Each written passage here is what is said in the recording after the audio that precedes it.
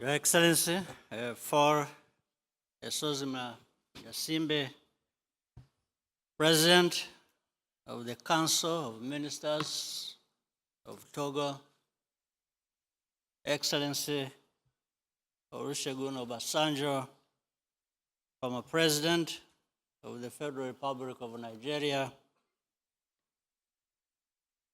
Laurent Sage Zota, President of African Civil Aviation Commission, distinguished leaders here present, ladies and gentlemen.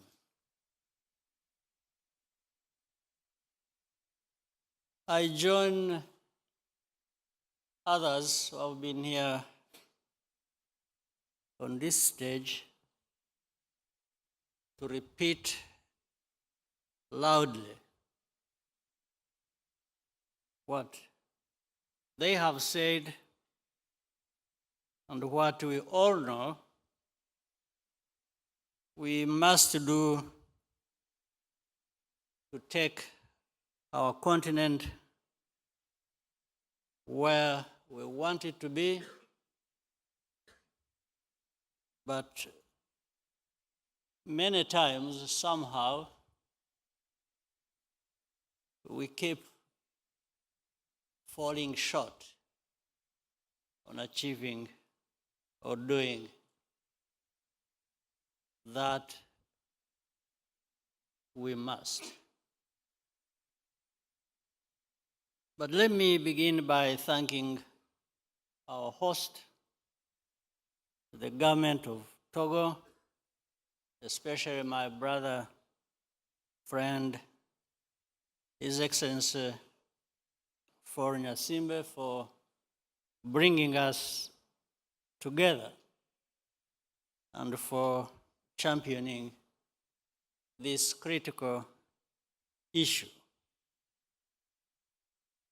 Air connectivity at its core is about Africa's ability to act collectively and obtain concrete results. For decades, we have spoken about integration, trade, and free movement. We know what has to be done. We just have to do it. Africa is home to almost a fifth of the world's population, and yet accounts for only a small fraction of global air traffic. This is mainly because movement across our continent remains difficult and expensive. In many cases, the fastest route between two African cities is through another continent. This weakens trade, discourages investment, and prevents business from operating at scale. The single African air transport market provides the right framework for change. What it now needs are clear timelines and measurable outcomes. At the same time, connectivity depends on modern airports, maintenance capacity, and reliable fuel supply chains. For this reason, investment in African aviation should not be viewed as a risk, but as a strategic lever that drives economic growth. development banks, sovereign wealth funds, institutional investors, and private capital all have a role to play in this transformation. But financing alone is not enough. We must also urgently address the obstacles that undermine progress. Taxes and fees on air travel in Africa are among the highest in the world.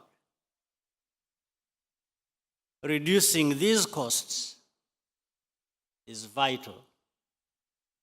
Equally important is regulatory alignment. A single market works best when rules and standards are predictable and consistent across jurisdictions. The institutions mandated to lead this work already exist, and they deserve our support. The same principle applies to visa policies. In Rwanda, we removed this particular barrier because we wanted the people to visit, connect, and discover opportunities. And as we know, just the right thing to do. We saw stronger business activity, increased tourism, and expanded air links. Experience, therefore, shows us that openness and cooperation are powerful drivers of development. No single region has unlocked its potential while remaining fragmented. Air connectivity opens immense opportunities and possibilities. And the timing matters, of course. Africa's growing young population will increasingly drive trade, innovation, and mobility across the continent. It is our responsibility, therefore, to ensure that they have all the conditions in place to succeed. This convention is an invaluable platform to build consensus on the way forward. And therefore, the task ahead of us is very clear, and I'm sure all of us are prepared for that task.